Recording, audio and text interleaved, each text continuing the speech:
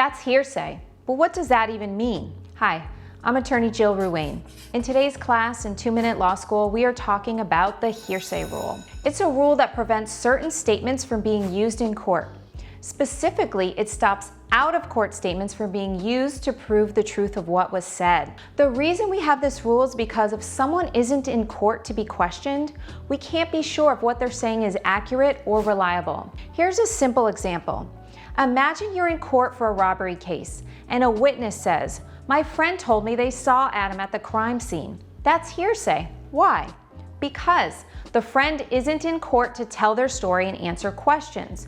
We only have the witness repeating what their friend said, and we can't be sure how reliable that is. Now, hearsay is usually not allowed as evidence because we can't cross-examine the person who originally made the statement, but there are some important exceptions to the hearsay rule, which allows certain statements to be used in court, even though they would otherwise be hearsay. For example, present sense impression. If someone says, "I see a car speeding down the street," while they're watching it happen, that's allowed because they're describing something as it happens. Business records.